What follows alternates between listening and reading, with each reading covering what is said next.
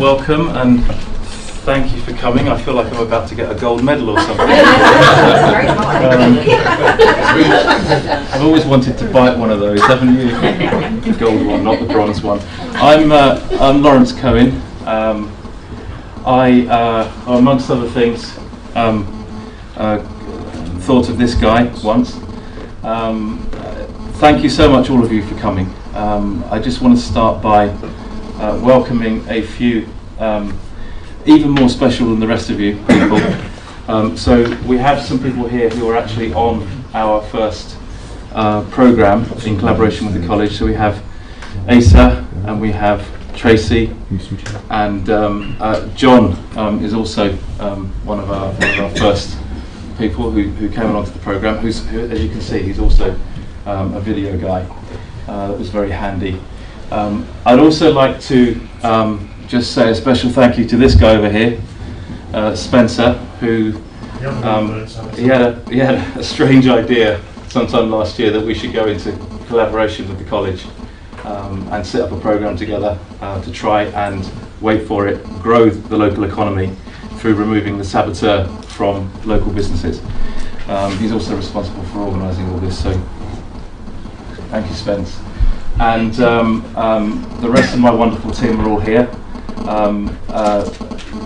Invaluable support, thank you all very much. And our special guests this morning, the three speakers, we have Nick Isles, who is the Deputy Principal of the college.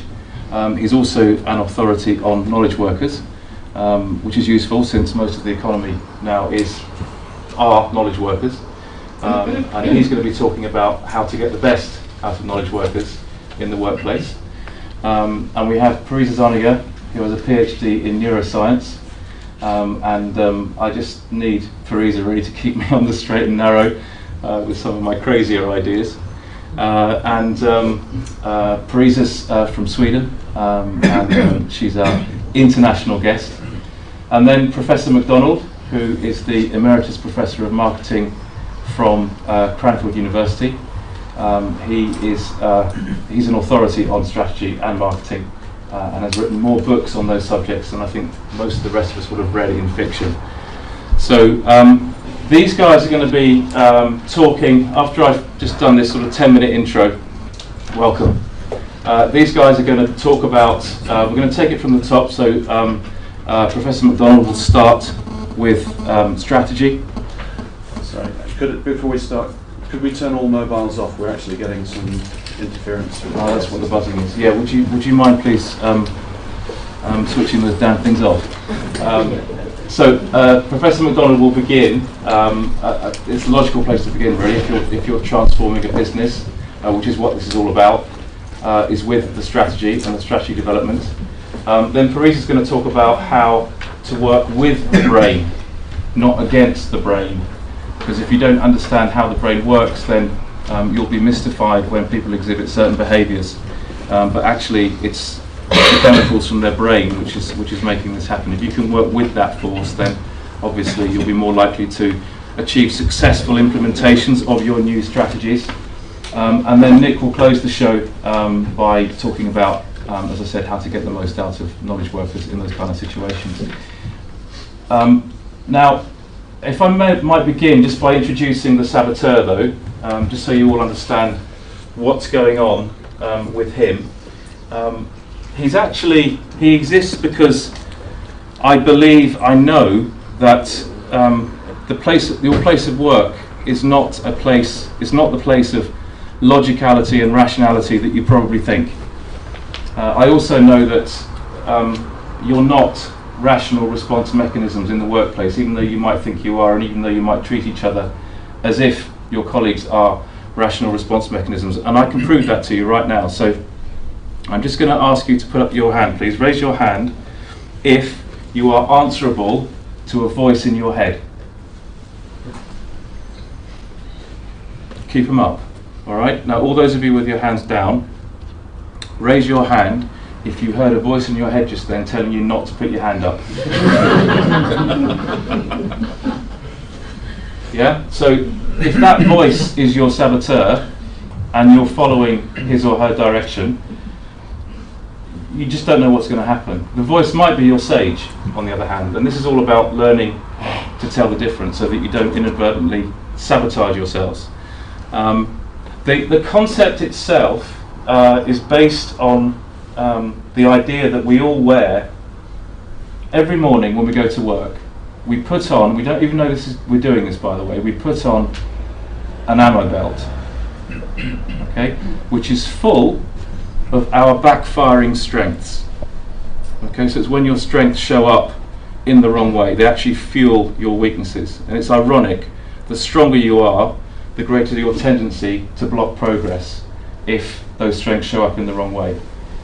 So the concept is that you go to work every day unaware, armed and dangerous.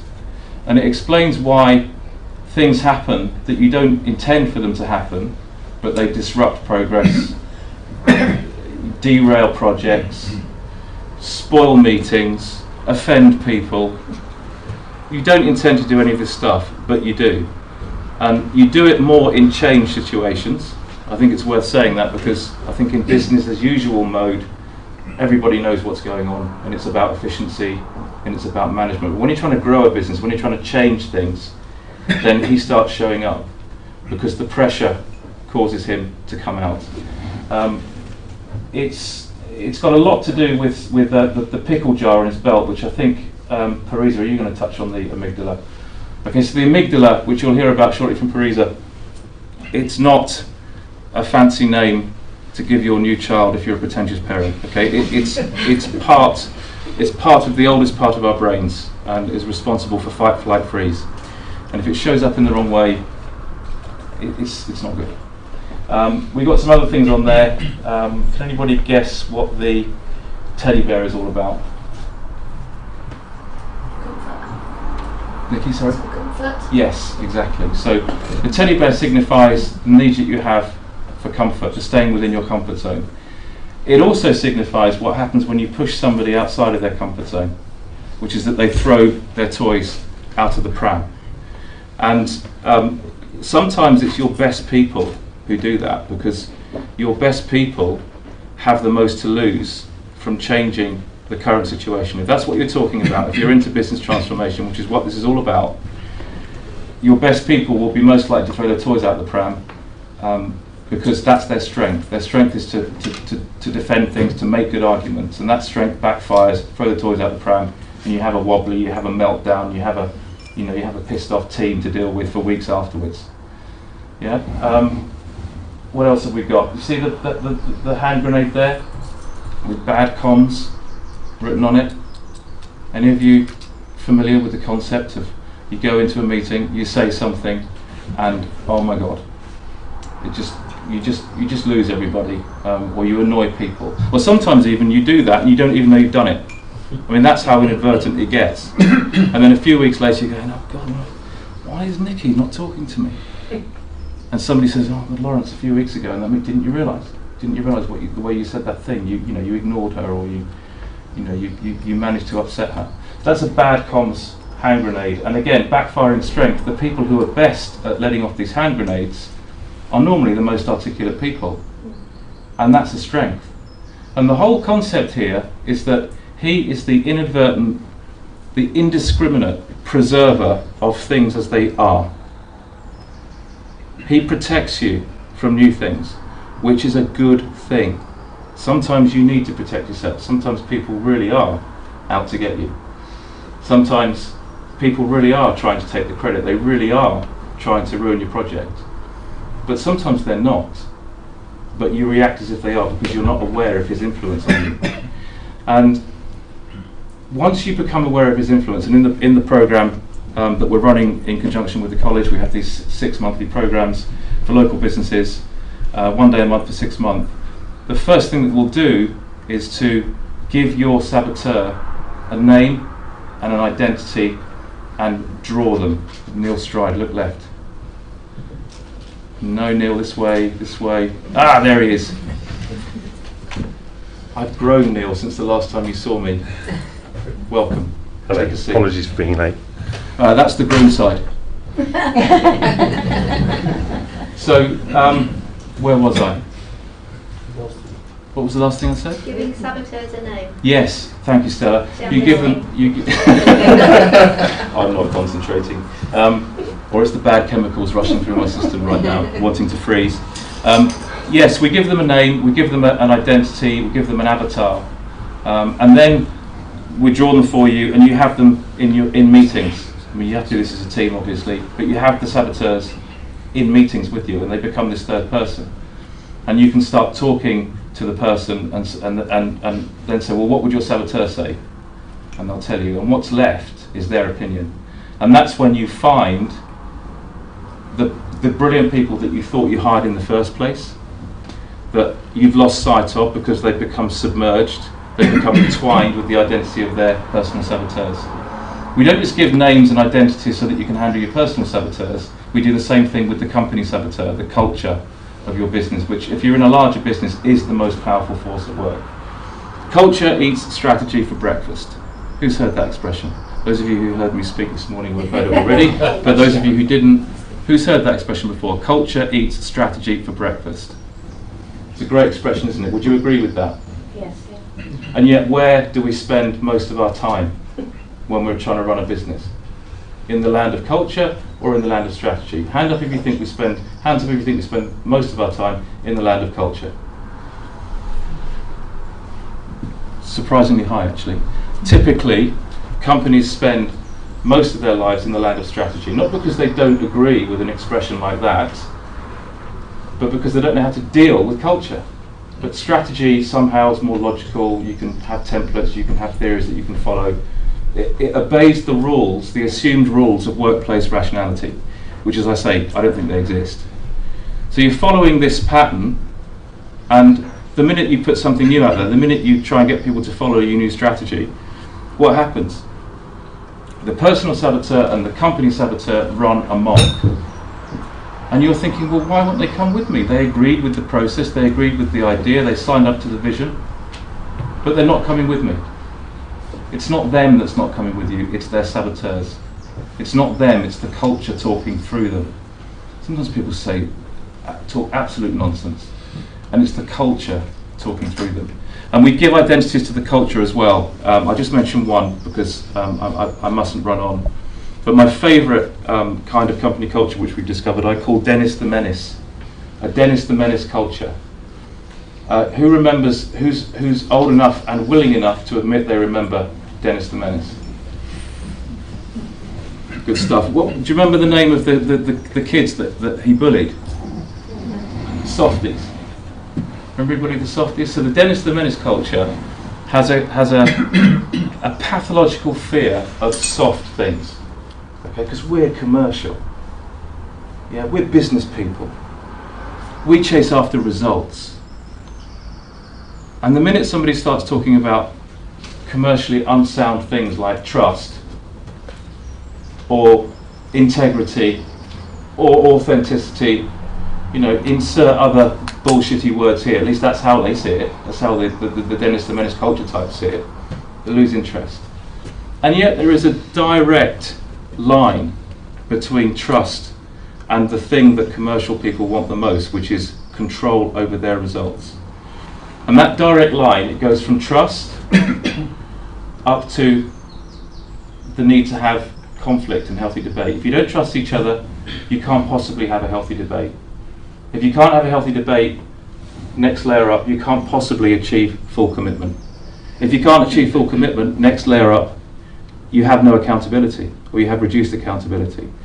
And without accountability, you have no control over your results, because for as long as the sales director, we've had a bad year, and the sales director is thinking, well, you know what, if those marketing guys had only advertised the right thing, or you've got the manufacturing director thinking, if those, I used to be a marketeer by the way, so I can take the mic with impunity. If only the manufacturing director would think, if only those marketing guys hadn't changed their minds all the time about running those products down the line, crazy promotional ideas. As long as you have leaders of a business thinking those things that you never hear them say, you will not have full control over your results, which is what the commercial types want. Which is why naming a culture Dennis the Menace is so useful. Because then you can just say, is that the culture talking? Let's ignore that. What do you think? And it's incredible. People think change is difficult because they try and tackle culture head on, because they try and tackle your individual saboteurs head on. This approach basically says give it a name, objectify it, make it colourful, make it fun, and then choose to ignore it. And the most incredible thing happens. It just goes away. It just goes away. And all that's left, as I say, is the brilliant people that you thought you hired in the first place. Because they are brilliant. They're just lost between mounds and mounds of inadvertent sabotage, which they're not aware of, because we all go to work unaware, armed, and dangerous. So hopefully that explains what he is and how he works, and a little bit about the kind of programs and work that we do. I'm going to just let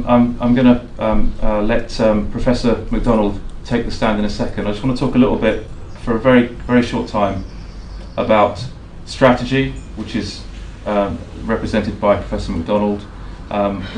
It's easy to think, isn't it, that the saboteur only comes into play when you're implementing something. But that's not true. You can't write a good strategy if you haven't dealt with your saboteurs, because you don't know who is writing the strategy. Yep. So breakthroughs are all about aligning three things: state, story, strategy. You have to be in the right state of mind to break through, because what's possible in one state is impossible in another. You have to have the right mind talk going on, telling you that you can do this. You know, being realistic, by the way. You know, the role of a leader is not to over-enthuse people, and it's not to, you know, be brutally realistic all the time. It's to state and describe things exactly as they are. No worse and no better. That's the responsibility of a leader. And if you've got the wrong story going on in your head, if that voice is telling you and you're listening and it's your saboteur talking, not your sage, then you won't, it's impossible to create a good strategy. So with no further ado, I'm going to hand over to Professor MacDonald. These guys are going to talk for circa 15 minutes each, and then we're going to have as much time as we have left, hopefully 45 minutes, knowing what the time is right now, where you can ask them your questions. So we'll have a panel here that represent the whole answer. And the idea is that you get something out of this morning from hearing what these guys have to say about the same question. So if you haven't already thought up your business change or business transformation or, you know, breakthrough performance improvement questions, start thinking now. But I'm sure these guys will also provoke some thoughts, because they're very provocative people. Professor MacDonald, thank you.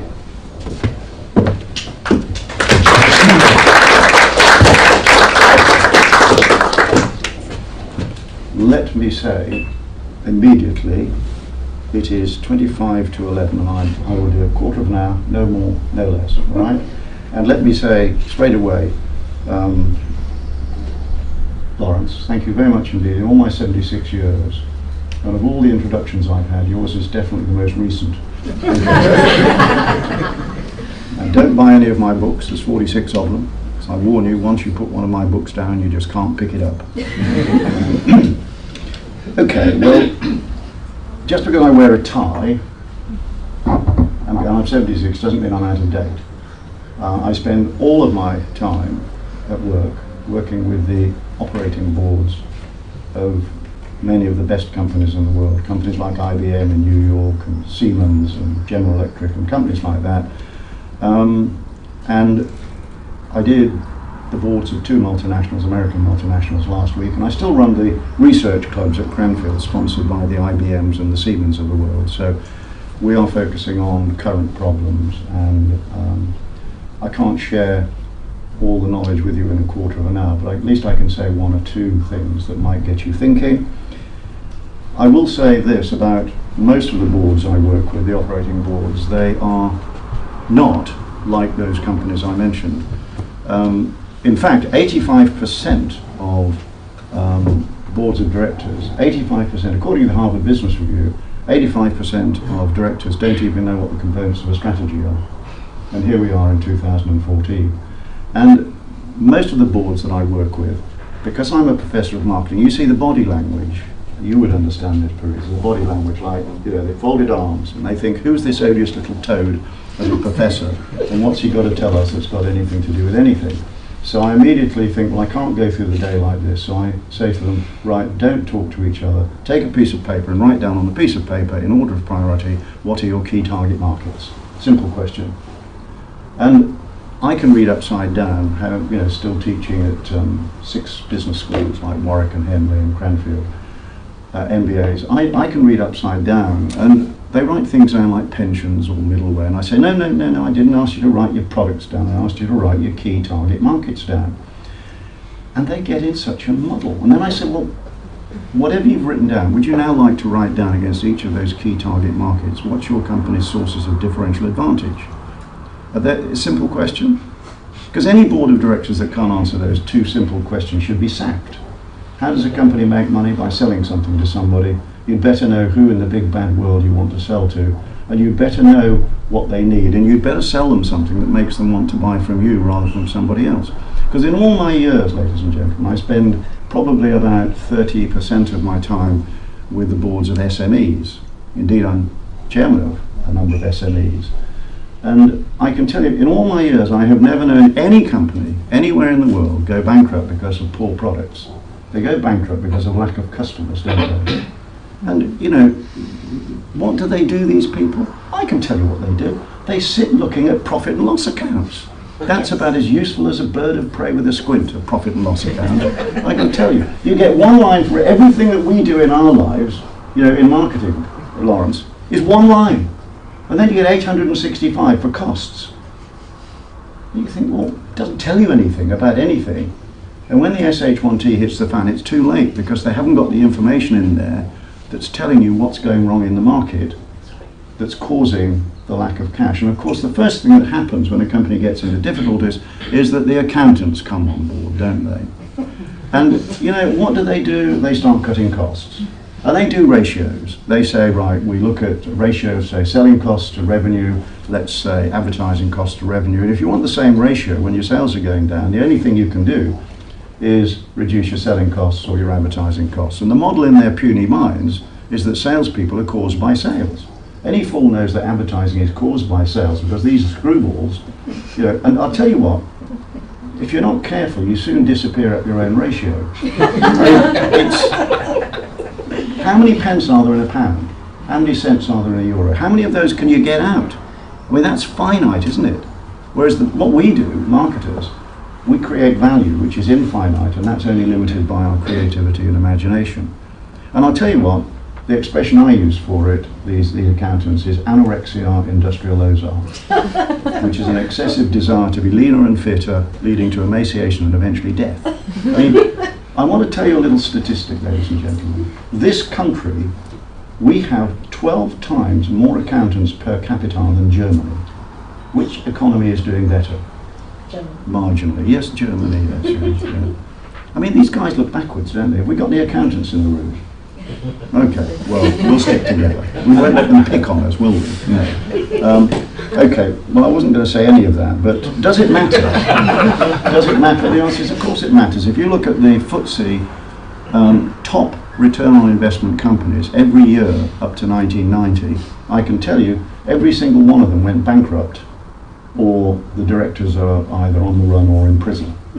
Then we got up to 2000, and the same thing happened. The top return on investment companies either went bankrupt or were taken over. One of them was ICI, for example. They were quietly destroying 65% of shareholder funds while we were knighting their chairman. Honestly, we have got this lunatic system in this country where if you screw a company up, you get a knighthood. If you can do a whole industry and you get a peerage. It's absolutely wonderful. And did it get any better up to 2000? Up to 2010? No. You look at balance sheets, I can tell you on the left side there's nothing right, and on the right side there's nothing left. And balance sheets are even worse than profit and loss accounts. I suppose I better say something useful. Strategy. What is strategy? People they bandy the term around, and I teach people to produce, because we've just done a major survey at Cranfield amongst directors, and the biggest problem facing industry all over the world is profitable growth. Now, you didn't used to hear that. Now that's the problem, profitable growth. You know, the good days have gone, haven't they, when you could just get out of bed in the morning and get rich, and if you went to a customer and said, boo, you got mega rich. Those days have gone. I mean, I used to be marketing and sales director of Canada Dry.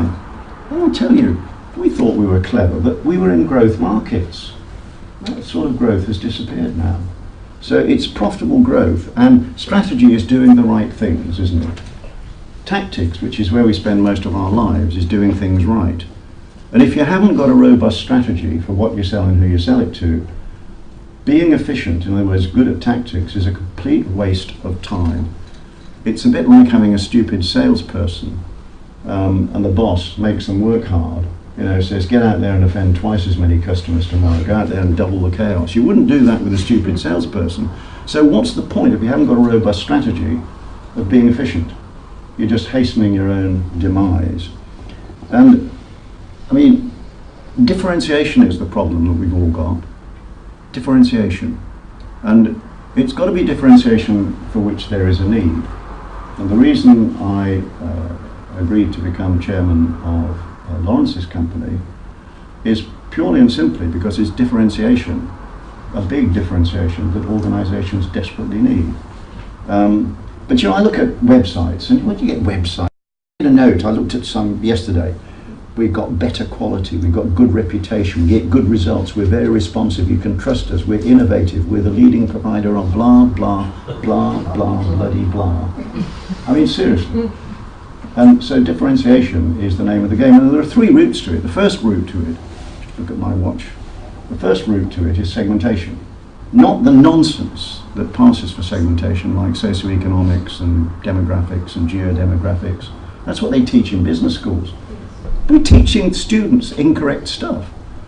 Socioeconomics, A, B, C1, C2. I mean, the Archbishop of Canterbury and Boy George are both socioeconomic group A, but apart from wearing dresses and singing a lot, I don't think they behave themselves. And then you look at these ladies, so all women between the ages of 18 and 24, they all behave exactly the same, don't they? What? Geodemographics, Acorn and that sort of stuff. Everybody in my street behaves exactly the same. It's absolute nonsense. Never has been segmentation and never will. And for those who weren't at the breakfast this morning, Lawrence said something that I totally agree with, that nobody on planet Earth is rational. And the worst thing the economists ever did, and incidentally, if you got all the economists in the world and laid them end to end, you'd leave them there, wouldn't you? But the point is, the worst thing they ever said was that people are rational and that they maximize the utility at the margin using perfect information. I have never in my life ever met a rational person. And I'll tell you a little story. Many years ago, my wife sent me shopping, and amongst other things, she asked me to get some apples, and she told me what to pay. And incidentally, that's not a very good likeness of my wife. But anyway, she told me to pay 23 pence a pound for these apples. And I went to this marketplace in Oxford, the fruit store, and I found what I thought were the apples that she asked me to get, but they were 25 pence, which is more than the 23 she'd asked me to pay. So being a professor, I thought I'd do some market research, and I looked around the rest of the store and I found what looked to be exactly the same apples at the other end, but they were 20 pence. And I thought, oh. So I said to this guy, who didn't have an MBA from Cranfield, I said to him, what's the difference between those apples and those apples? He looked at me, he said, nothing whatever, sir. So I said, well, why are those 25 pence and those 20 pence? He looked at me, he said, those, sir, are for people who want to pay 25 pence. I haven't got a degree. And I'll tell you what, looking around this room, every single one of you in this room, I've got 3 doctorates, don't argue with me. You're all in the 25p apple market, every one of you. And there's no such thing as selling to a business or a company. That's a complete nonsense. You sell to individuals in a company, and those individuals are not rational. So there are many things Lawrence and I see eye to eye on, and that's one of them. So segmentation is one of the keys to success. And the next one, of course, is understanding the needs once you've got the segments. And I advise you, 95% of all market research in this country is wasted. Why? Because we do surveys, we go out and ask people damn fool questions, like if we put this on, would you do that? And nobody in their lives has ever known what they want and need.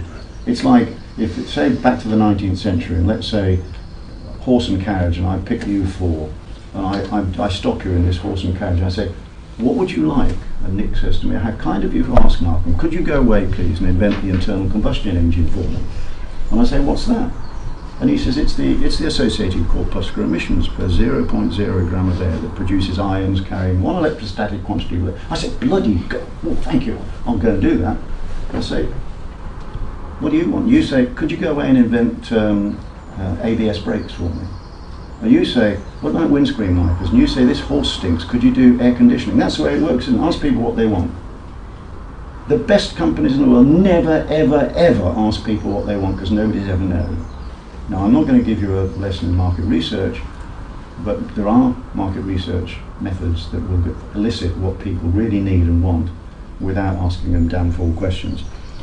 And the other thing is, when you've got their needs, you've got the segments first, you've got their needs, then you've got to get onto value propositions. And McKinsey say that 80% of UK companies talk about value propositions, but only 5% of companies have got them. Now, I know this is true because a couple of weeks ago in Cranfield, I had 110 people there in one of our big rooms, and they were all from blue chip companies. And I explained what a value proposition is and how you quantify it, because if you can't quantify it, it's not a value proposition. Because people don't care about your products, they just care about themselves. And I'll tell you what, I explained how to quantify the value proposition. I said to these people, Chatham House rules, I said, how many of you have got value propositions quantified? 4 hands went up. This is 2014. 4 hands went up. And they weren't Mickey Mouse companies. My goodness, we've got a lot of work to do in the field of strategy. And of course, value added, or added value, whatever you want to call it, all it is, I mean, you've only got 4 things you can do. The first one is the functional things that are much easier to quantify, which is it increases turnover, or etc., etc. Next one is reducing costs. The next one is avoiding costs. And the next one is the emotional one. And the emotional one is very important. I mean, I read this morning on Google at 6 o'clock, would you believe? You've got a lot to answer for getting up at that time of the day. But 6 o'clock, the top 100 brands in the world are worth $3 trillion. And across the whole world, 63% of all corporate value in the whole world are intangible assets, which aren't on the balance sheet. That's how useful balance sheets are. And what is it that makes money? Is it your buildings? Is it your lorries? No. It's your relationship with your customers, it's your brand names, all that sort of stuff.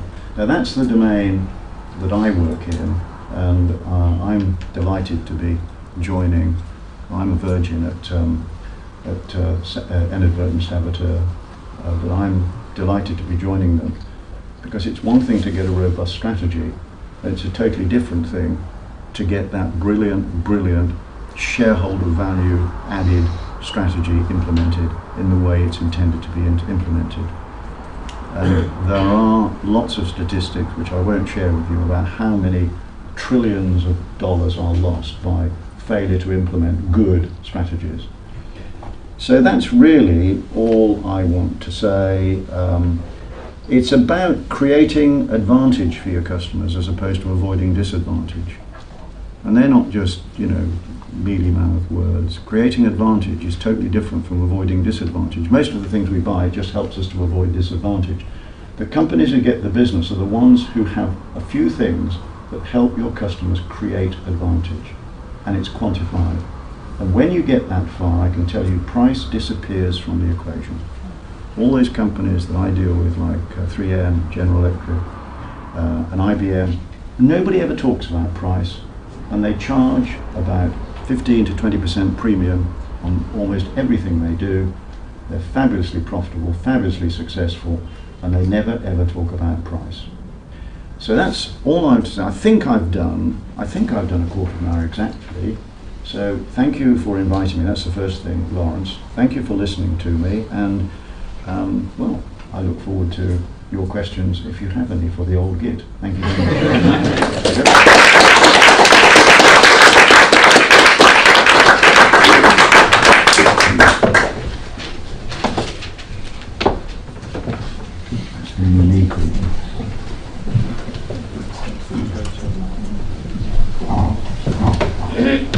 Hello everybody.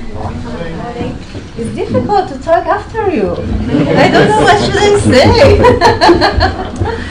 As you know, my name is Parisa Zanigar, and I'm going to talk about something else. I'm going to talk about our brain. And I talk about generally, and I want you yourself to find how can you use it in business. Our brain, why should I talk about our brain? I can say some word about what I've done. I did my PhD in neuroscience, and it means I was in as a brain researcher in 10 years. And I work with mouse brain, rat brain, human brain, and for doing rat spinal cord, human spinal cord. And for doing my project, I cut 10,000 human brain sections. 10,000, yes. You don't need to be worried, it was post-mortem brain. I don't do with the human living brain. Yes, it was what I done, and it was a great job, and I learned a lot about it. And during the time that I was PhD, I thought all the time, why all this information, all we know about our brain, stay in academic world, and just professor and scientists talk to each other in seminars, in meeting, and in the summit, and they discuss about this very important knowledge that we all should know about it. Every single person sit here should know about it, because it's our brain, it's what we have. Am I right? Yeah. You should know what's doing with us, because you are nothing without your brain. You can't feel without your brain. You can't think without your brain. You can't do anything without your brain. Am I right? Mm-hmm. So it's brain that say to us how we feel, how we think, how we behave. So if they shut down your brain, you can do nothing. Am I right? So I want to start with this question. How many of you believe that you lead your brain? That you Lead your brain. You lead your brain. Thank you. How many believes that the brain leads them? What happened to the rest of the people? Let's see. Okay. Next, go to the next slide. I supposed to not show the slide. I'm supposed to talk very short. It's really challenge to talk 15 minutes about the brain, but I try to do my best. This is my favorite slides. The empires of the future are the empires of the mind. Churchill has said that, and he's right. We are in the beginning of this future. We are in the beginning of the time we talk about mind, we talk about our brain, what's happening in us. Am I right? You hear a lot about brain, what's happening in the brain. And why now? Why not 20 years ago, 30 years ago?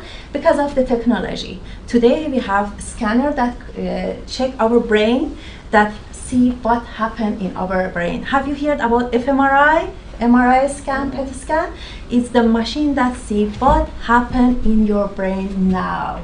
Human brain, right now. Because all information we had so far, it was based on animal research, is very important, and behavior research. Was very important, but we need to know what happened in human brain. It's like that we say, we are some kind of animal, but we are more than animal.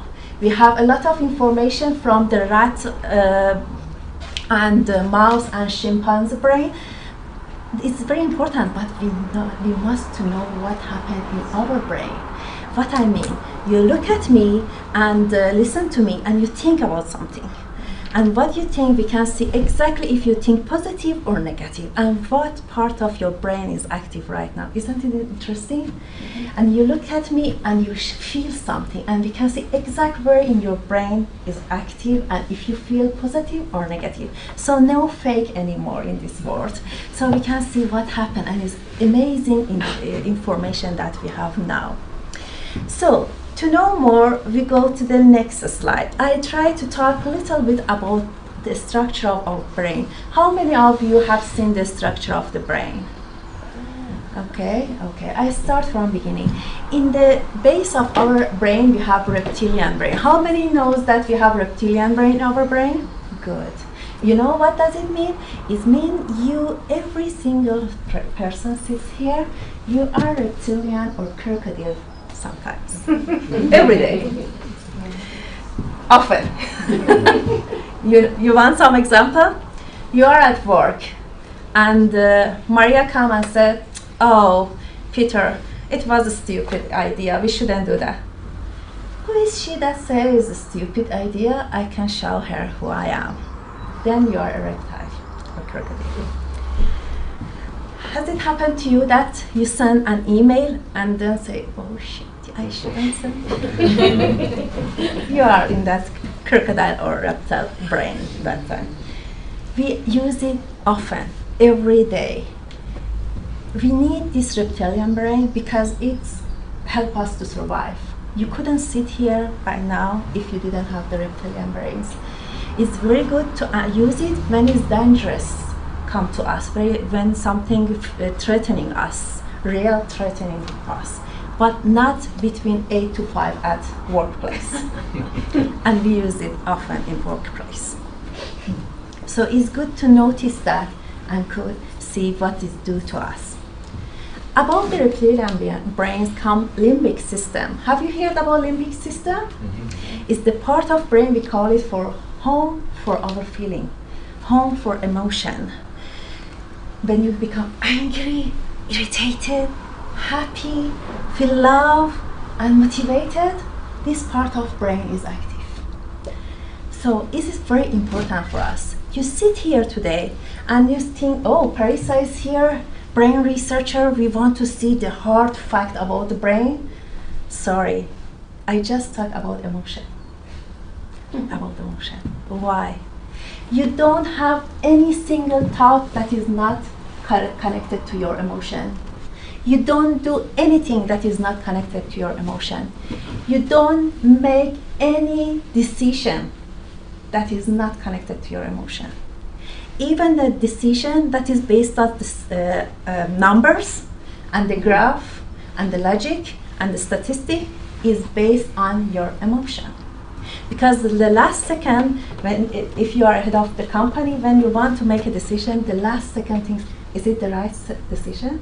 And then you check your emotion, your emotional wisdom, and it helps you guys to decide the right decision. So our emotion is everywhere with us. Especially I used to say to guys that you say, emotion stay at home, at work it must be logic, and sensible, what do you call it, logic and rational. You are not right, sorry. Your emotion all the time control you, if you don't know. And if you know, it doesn't matter. It's subconscious, your emotion is everywhere with you guys. And you should be happy, because without emotion, you are not alive. So be happy that you have your emotion. Above this limbic system, we have the thinking part of the brain. Do you see, guys, that slide? Okay. Okay. Thank you. I talk about what's my feeling when I see that, frightened, and it's about limbic system. I come back to that. The upper of that, the newest part of the brain that comes is called neocortex. Neocortex is about executive function, about to see the goal, see vision, see what the problem solving, to make a decision. All this regulated by this part of the brain. Neocortex is as a CEO for your brain. So it regulates the rest of the brain. It says to the rest of the brain what should do. So we go back to the limbic system. The main part of limbic system that you should know, and I guarantee you guys, you never forget this, is amygdala. You mentioned it. So you never forget this word amygdala from today. Why? Would you please help me? I like to move a lot and I feel oh, the picture doesn't show very well, but okay, let's see. Can I jump and show you something? Okay. Oh, sorry that is like this, but do you see the snake here when it come out? Okay. When you see, you go outside and see some threatening things or dangerous things like a snake or tiger, what happened in you? What happened in you? Sorry? A message. Yes, exactly. When you see threatening or dangerous in your life, like a snake or tiger, what happens in your brain? The eyes send signals to your amygdala. Why amygdala? Because amygdala is fear center. And amygdala is alarm center for your brain. What alarm needs to give a very quick signal to rest of the brain that is danger.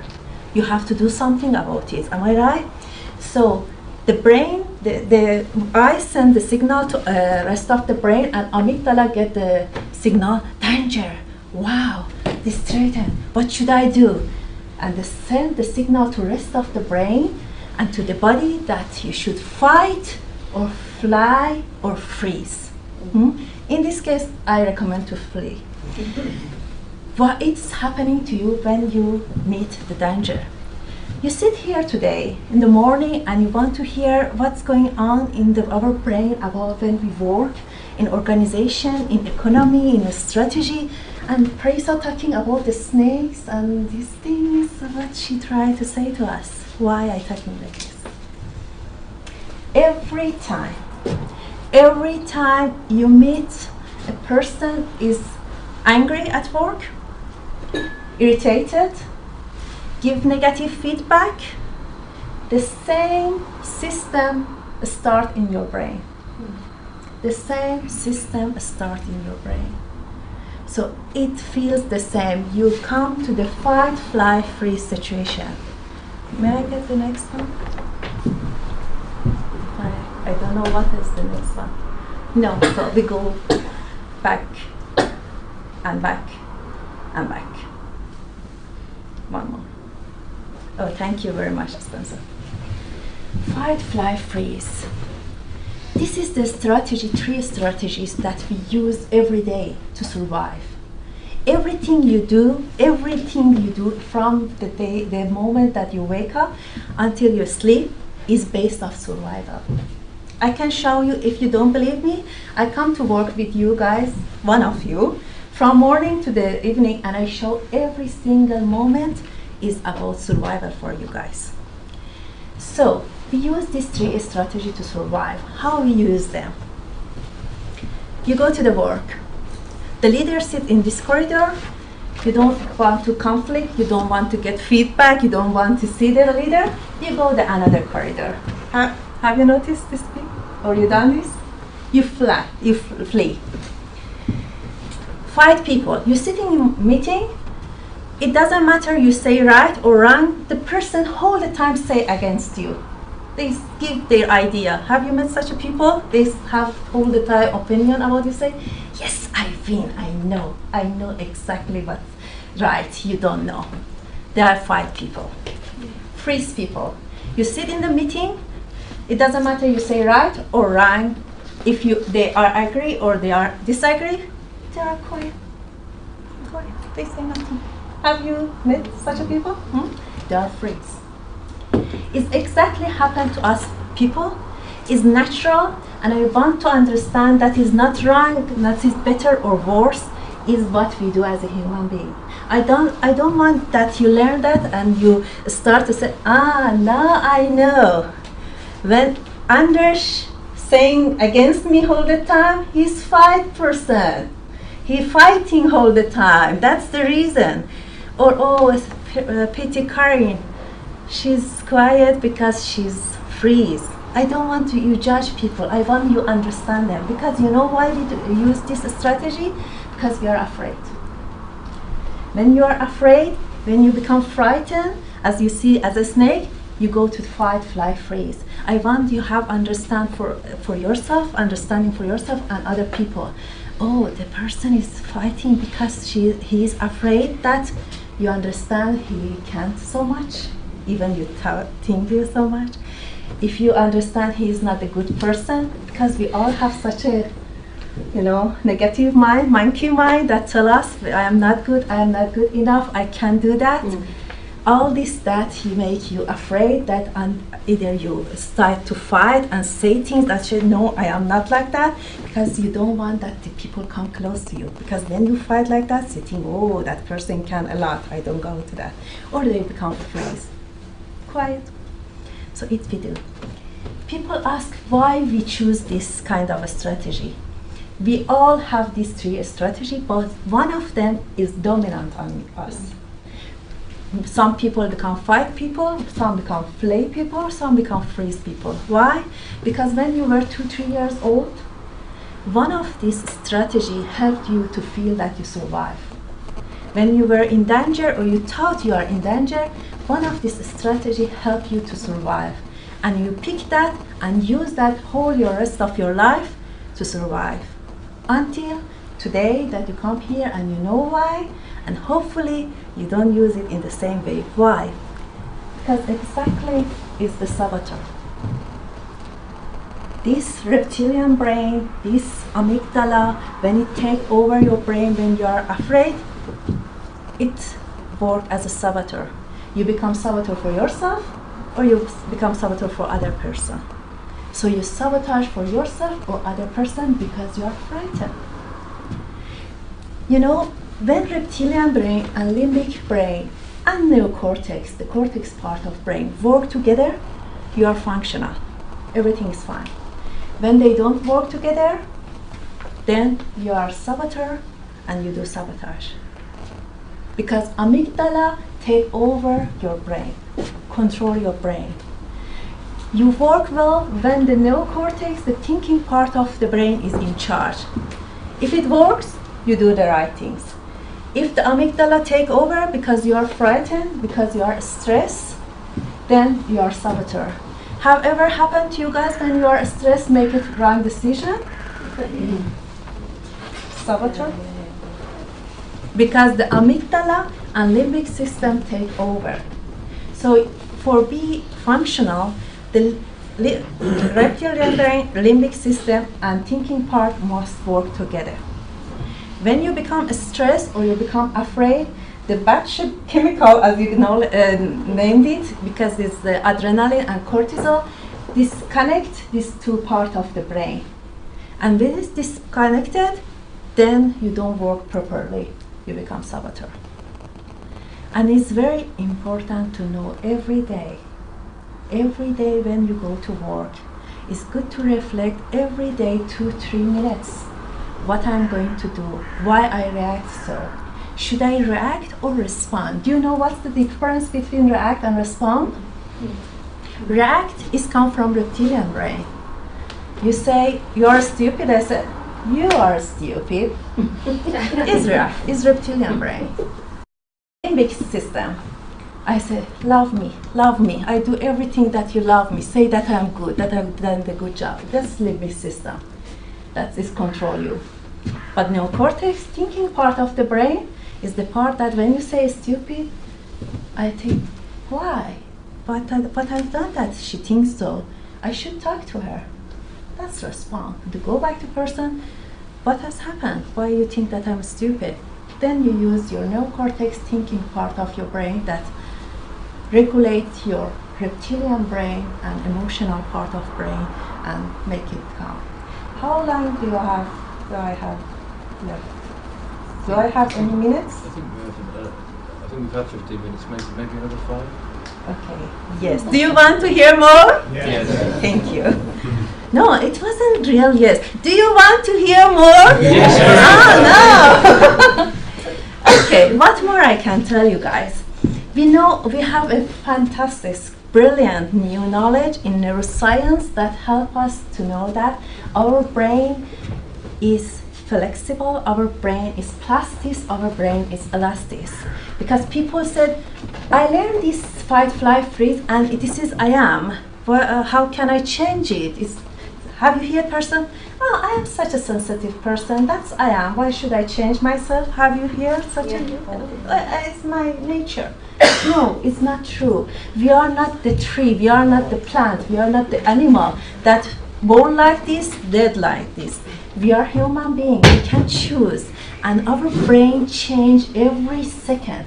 I mean it. It's not metaphor. Your brain change every second. You listen to me. Every second, change this information. Change your brain. Isn't it fantastic? You learn all the time. What happened? You know that we have the neurons here, nerve cells, neurons. We have 100 billion nerve cells here between your ears. Isn't it fantastic? And every single nerve connected to about 10,000 another neuron. Once I said, how can you be friend to 10,000 another friend, and one person through Facebook? We can do. Yeah. So the neuron come together and make a synapse. Have you heard about synapse? There, that neurons talk to each other. Every time you listen to know something new, as you listen to me, or you try to do something new, the neurons comes together and make a synapse. If you do it again, to train it, you make a new pathway in your brain, new habits. Because one good guy said that first habit make us, then we make habits. First we make habit and then habit make us. Yeah. Now it's correct, am I right? So we become our habits, but we can change it. It's not easy. I lie to you if I say, oh, if you try 2-3 times a day in 1 week, you change. No, I'm sorry, it's not that easy. You have to work on yourself, but it's possible. Possible to change, to try to not to be saboteur. To recognize that when you are in fight, freeze, and change your thought, to think positive, to think differently. How? As Laura said, we name it. When you name it, when you see something frighten you, as soon as you say, I'm frightened, amygdala calm down. Because your role is to quiet down your amygdala. As soon as amygdala hijack, you are in fight, flight, freeze. You can make a good decision. You can choose the right strategy, and you can think clear. So amygdala should be calm down. How? Trust. Trust is the first thing that is important for amygdala. If I can trust you, my amygdala is calm down. If you don't trust me, my amygdala and your amygdala both hijack. So trust is the beginning for amygdala. Safety is important for us to feel we are safe in this meeting. Then your amygdala calm down. Relationship, relatedness, working with others, engage people, make amygdala calm down. So you have to think that how an organization can help people that amygdala calm down and you feel safe, then you can communicate with people. You can never reach any person when you are angry. I promise you. Have you ever happened that you talk very angry with the person and person listen, and then when you talk later, you notice that he didn't even hear what you said or forgot? Because when the person becomes frightened of your anger, amygdala hijack and the person thinks fight, fly, freeze. They don't listen to you guys. If you let me, I talk until tonight because I love, as you noticed, but I think I have to summarize it.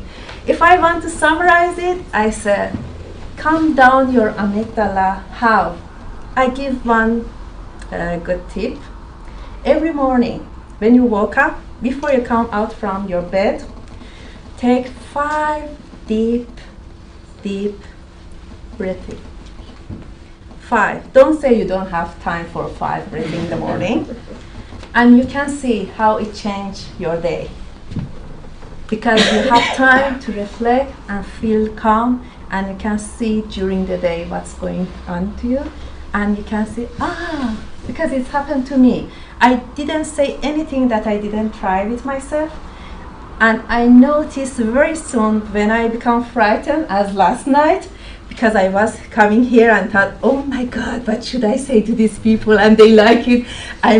My reptilian brain and amygdala was in the top. And I thought, no, I am afraid. I should do something about it.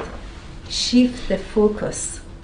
And what I shift the focus with what? I said, I give all I can give to every single person, and I hope they like it. And if they don't, is what I can do.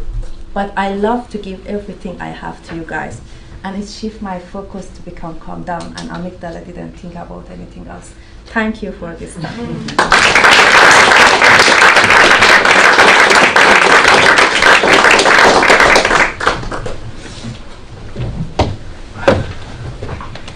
Good Good morning, everybody. Welcome to Milton Keynes College. It's great to see so many of you here. Now, my job is quite simple. I'm going to draw on the two brilliant speakers we just heard, summarise it all, and give you 3 top tips to go away with. No, I'm not going to do that, actually. It's beyond me. But I found those 2 contributions absolutely fascinating. What I'm going to try and do in 10 minutes, actually, not 15, because I think we have more time for your questions and debate and discussion, is to summarise 10,000 years of economic history, explain what's happening now and why it's different, and then go on to describe how organisations can respond to that change. Okay? So I'll start. You'll probably have heard the term knowledge economy, knowledge-based economy bandied around. What does that really mean? Well, I think it means something fairly profound. And everything you've heard before has always been true, but what the knowledge economy has done is make it even more true than it ever has been before. We've always had brains that look and work like that. We've always had those truisms around how companies misdirect strategy and misunderstand their reason to be and how they operate. But what the knowledge economy has done is smash through the artifice that went before, that allowed us to see organisations as these rational constructs built by rational men, usually men. You'll have heard the phrase pale, stale and grey, stale and grey and whatever. Look rather like me, actually. That's the sort of people that built the great companies in the past, and it sort of worked. But now we have an economy that's massively different from what it used to be, and it's been driven by 2 primal forces. The first one you'll be familiar with is globalisation. We've had periods of globalisation before. The last time was really between 1870 and 1914, and now we're in a period of globalisation that's like nothing we've ever seen before, and that's driving massive global trade flows, massive flows of people. We have the largest migration ever in the history of the world, which is happening inside China at the moment, bigger than we've ever had before, for example. These are quite profound changes. But the thing that's really driving change and disrupting our ideas of the organisation are the rise of general purpose technologies. Now, what do I mean by a general purpose technology? Between 1400 and 1750, we had 2, and you'll be familiar with one of them, which was the printing press. The invention of the printing press helped drive the Enlightenment, it helped drive the Renaissance, it helped drive the disruption of the current models of government. It emancipated ordinary people so they could acquire knowledge that previously they were shut off from. It was a profound thing. That's what I mean by general purpose technology. Between 1750 and 1900, we had about 5 of these things. They included things like the factory system, the steam engine, the telegraph. These are technologies that you can use in all sorts of different forms and in different ways. And they are profoundly disruptive of norms. Yes? So they drive change. The last century, we had 8 to 9. And we'll be more familiar with those. The rise of the car, the jet engine, and more latterly, the computer digitisation and the internet. And it's that technology which is causing absolute chaos to traditional business models. And it affects the public and the private sector. It's as much about healthcare and education and intelligent policing as it is about biotechnology and consumer electronics. So no facet of our organisational life is unaffected by these profound changes driven by general purpose technologies and by globalisation. This century there'll be twice as many general purpose technologies as we had last century in every possible area of our activity. Now just think about that for a moment. Think about how disruptive that is going to be. And what it means is, and this is why we're delighted to be working with Lawrence and his colleagues on the inverter sector, is that you cannot have business as usual. Because there's no time to have business as usual. Because the change that will come crashing through means we have to pay cognizance to what we've just heard about how we work, as people. And you're seeing this all the time. So big businesses aren't trying to grow their businesses They're trying to acquire other big businesses in order to increase market share and do deals and increase their share price so the people who run those businesses can get rich quick and then get out. Because it's too hard. It's too hard to grow businesses in the way that we used to be able to grow businesses because we don't have the time. There's almost too much change coming on. There's been a huge increase in the growth in the issue of patents as companies try and hang on to the knowledge that they have developed. But the internet makes that impossible. Knowledge is now free. Take the music industry, which is probably the easiest example that we'll all be familiar with. Yeah? Young people do not believe they should pay for music. Okay? Now, they don't love artists and all the rest, but they don't believe they should pay for it. No, they don't. They download it for free, they share it. But they will pay for the experience of seeing their idols in concert. They will go to festivals. Think of the explosion in the festival industry. So that disruption caused by those new technologies coming in has meant that you get more money, and it used to be the reverse, out of putting on concerts for your artists around the world. They do these massive world tours because that's where the wealth is. So companies, big companies, trying to hang on to that. But on the other side, we've got the rise of open source knowledge, where knowledge is free and people can take that knowledge, and this goes to the heart of what is the knowledge economy.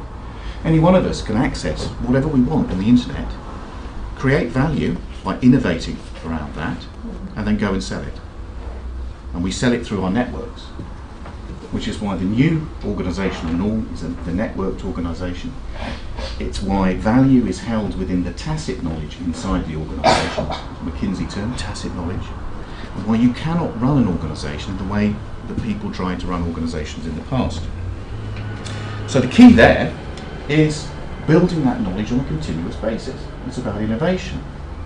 It's not about all the stuff we heard about earlier in terms of segmenting all of these things. It's about continuously investing in your people, both inside and outside the organisation, so that you can build that innovative capacity to take advantage of the knowledge that is out there and continually reuse it, adapt it, use it like plasticine to create new concepts and new products. Yeah?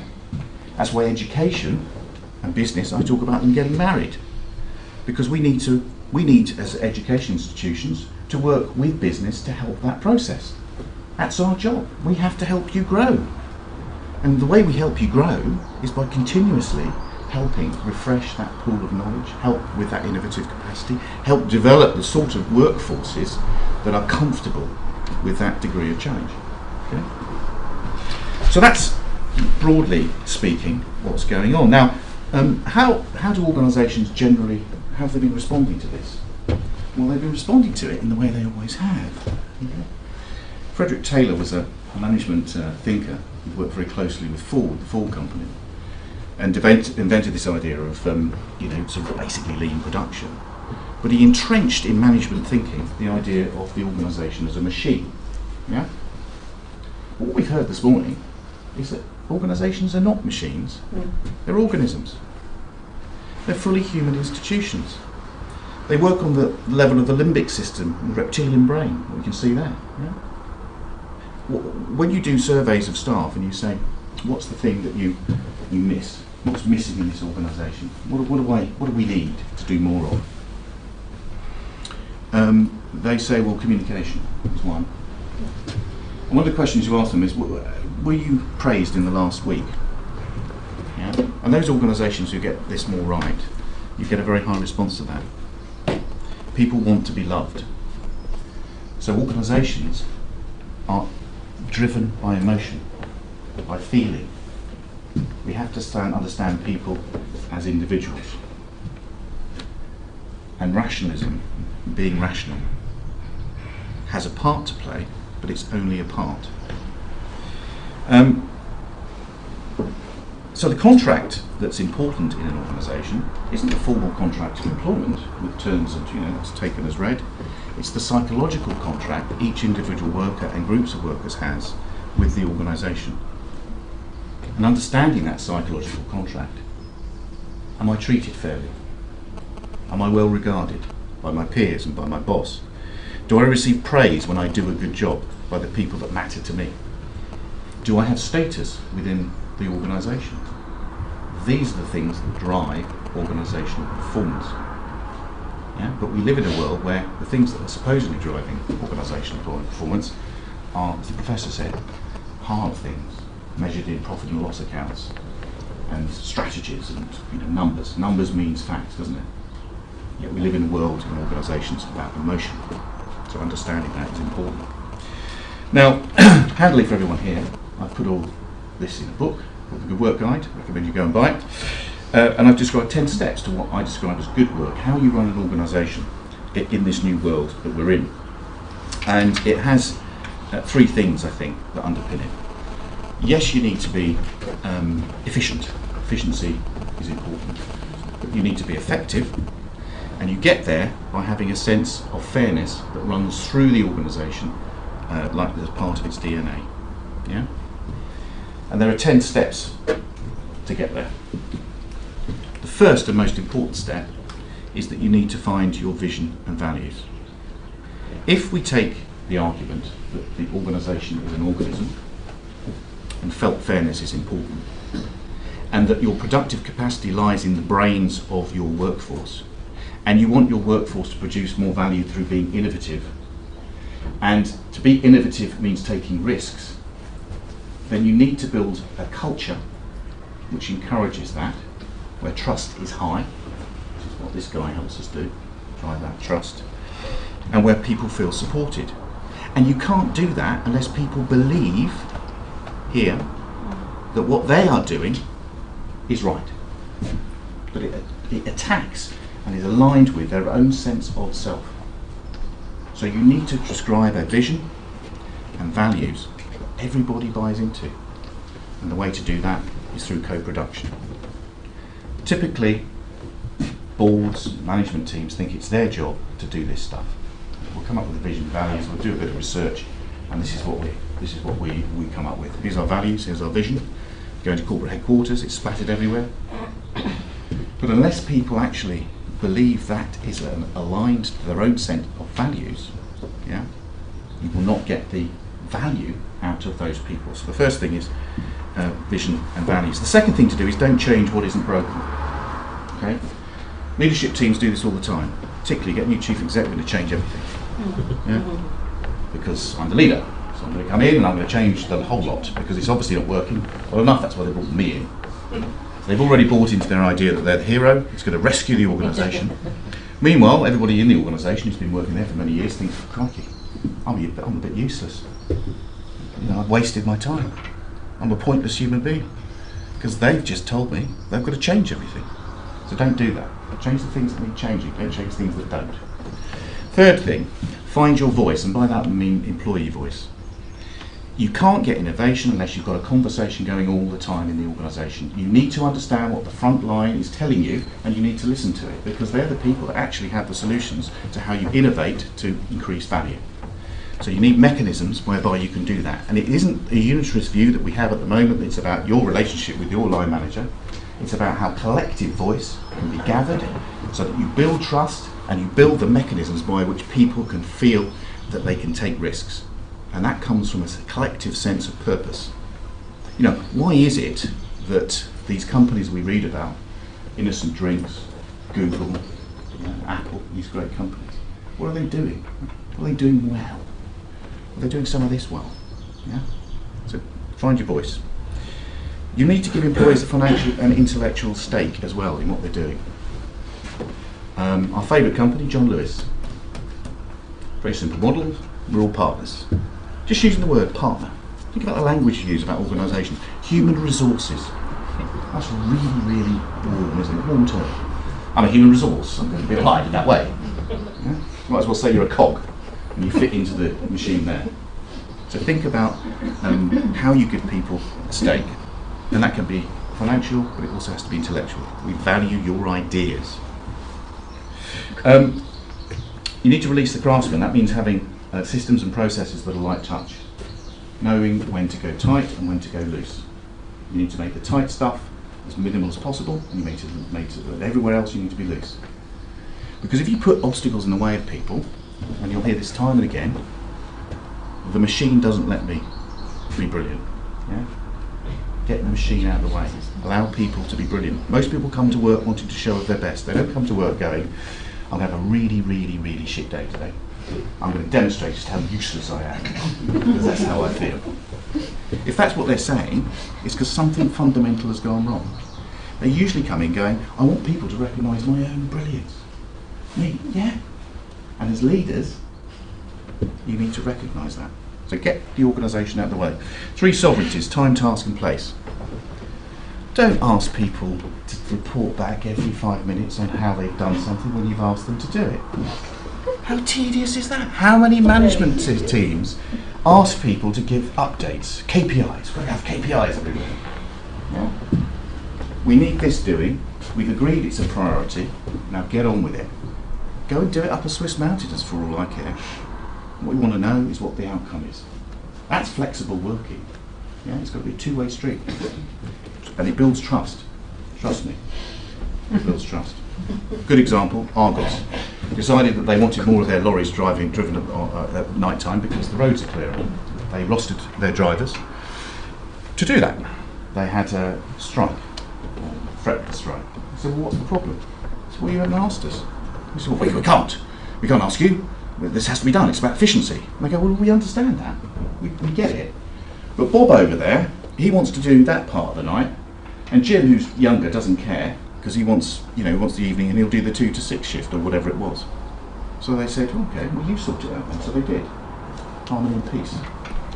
So you can build sovereignty even around something that's as bounded as that into how you do things. I'm nearly finished.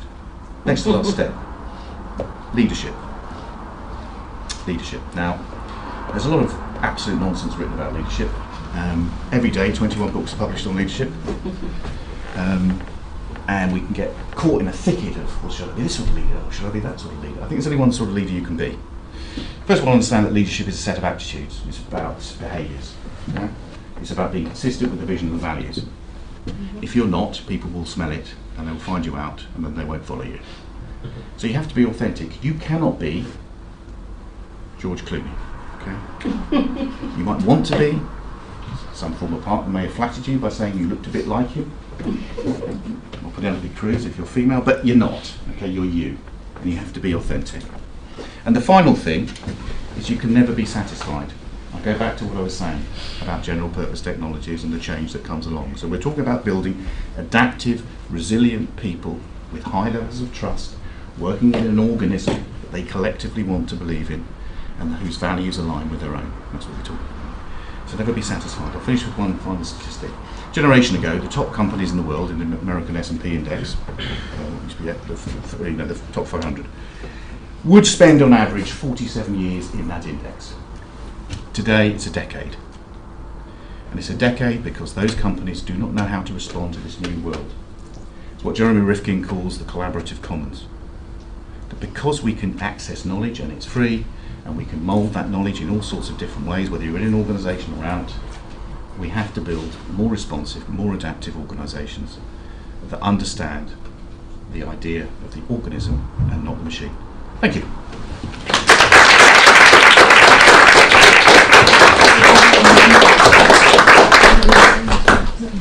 How lucky am I to have these guys around me? My goodness.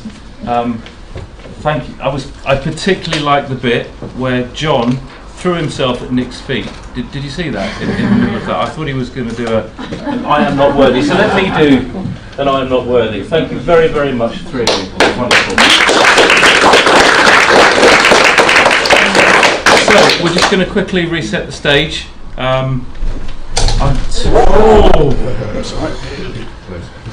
That nearly became a big job. Yeah. So could you just bear with us? This will take 30 seconds.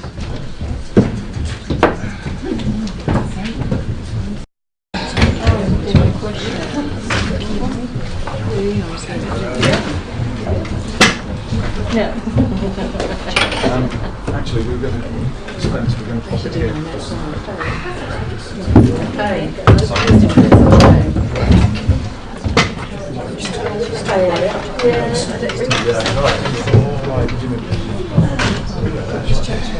Is he going? disconnected somewhere. I'll put those chairs forward a bit further, you. Good thinking. Yes, that's very dangerous.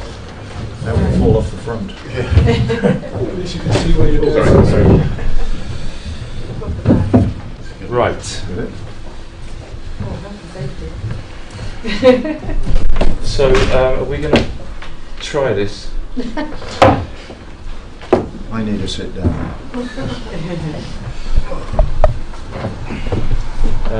Shall I? No, can you? Okay, fine. This is going to be. It's going to be interesting. Go for it, Teresa. Yep. Lots of aeroplanes teaches you how to do that. Okay. Good. So we've got a few minutes now to get your questions. Between the three of these guys, you are going to get, at the very least, you're going to get an interesting angle. You're probably going to get a complete answer, actually, because when it comes to the topic of transforming your business performance, I'm afraid, people who ask for the silver bullet, sorry, it might be a golden holster, but it's definitely not a silver bullet. So that's why it's just such a great opportunity to have all these guys here. I'm just going to try and mediate the questions slightly. So, but if you've got a specific question for one of the guys, just let me know who it is. Right, who wants to go first? James. There's a question to the Professor on expectation of price and how, and I suppose it goes across, so with this Apple thing, 25-20p, but how do you then get people to have some kind of an expectation of your price when they can keep going to the tool that is the internet and thinking, well, this little price isn't what I expect it to be, and then you put your price in, and then we get it all the time. People say, well, it's a bit more than we were expecting. How have you worked that out? Do you see what I mean? Is that really how you deal with those questions? Well, I wouldn't be sat here if I didn't have questions. But I don't deal with them that way. I'm just trying to work out why customers or potential customers have an expectation of a price, and how do you deal with that in a presentation marketing? So your product, just so everybody knows, James is not an Apple salesman. He makes builds really quite fantastic garden rooms. I guess we're talking about a field where people have an expectation but haven't necessarily seen lots and lots of prices for this kind of thing. Yeah, I mean, I'm not dealing with like a Mercedes car where you can just Google it or anything. But people still have an expectation. They have an expectation, and I understand, the value thing as well. I kind of, the expectation, I just find it really, I find it mystifying as to. So where does the expectation come from, and how do you deal with it as somebody who's trying to sell their services? Are those the questions? No, trying to sell to the customer their expectations. So I've given them the tender, the price, to build this building for them, and then they come back and go, oh, that's not what I was expecting, it's more than I was expecting. And I'm like, well, we've got, So where does this misalignment, I'm just trying to get my handle on the question, where does this misalignment of expectations come from, and how do you how best to deal with it? Yeah. So I'm going to ask Professor McDonald first, but I'm also intrigued to know what role the brain plays in pricing. So Parisa, you might want to ponder that. So, or maybe not. Professor McDonald, could you help James out, please? Well, the first thing is that all markets are segmented, and there will always be a price segment, but all the research that's ever been done shows that in every country of the world, the real price segment is never greater than 10%. And one of the problems is that companies just fail to segment their market properly. Once you've segmented your market according to people's needs, then you ought to make the offer that you make to them match their needs. It doesn't mean you alter the product necessarily, it's the way you actually speak to them. And people say, well, what about Aldi and what about, and I say, well, hang on a second, what have they got? They've got 1% market share, so they're irrelevant in all of this. And you take the Walmarts of the world, people say, what about Walmart? Well, they came into this country with their low price model and they got absolutely nowhere, absolutely nowhere. They went to Germany, for example, they were voted Germany's worst supermarket for 5-6 years running and lost hundreds of millions of dollars. And if you look at all the best companies in the world, it's very difficult to think of any of them that trade on price. And you know, I had the buying director of Bupa along to my key account management research club, and he stood there looking at all these salespeople, and I can tell you beneath that steely exterior there beats a heart of stone. And you know, he drew his diagram, which I know is true, of how companies buy. It's the same as how individuals buy. And most companies fall into, I'll just describe as the bottom right-hand box. In other words, companies buy a lot and they can choose it because absolutely no difference whatever. And if I was in a situation like that, I'd do exactly what Bupa do and all the others, I'd buy on price. And people who are in that box deserve everything they get. But he said, we put everything out to tender. He said, but there's about 15 suppliers that we've got out of 1,500, 15, 16, 20 suppliers. He said, we know what the price is. He said, but we're prepared to pay between 15 and 25% premium to deal with them because they're better and they're different. And I can tell you that once you get segmentation properly bottomed out, once you understand that, and once you understand the true concept of value, price becomes far less important. I'm not saying it's not important. And the other thing, people say, what about the airline industry? Well, we forget the airline industry was highly regulated, then it became deregulated, and prices were all up there. So it let lots of people in. And what's happening now? All these prices are floating up again, aren't they? So we're getting to a point of equilibrium. And you'll find British Airways aren't the lowest price, you'll find Lufthansa aren't the lowest price, etc., etc., etc. Nor are EasyJet the lowest price by a long way. And we are getting much better at understanding value. But I really, you know, for me, anybody who is trading on price has lost the plot.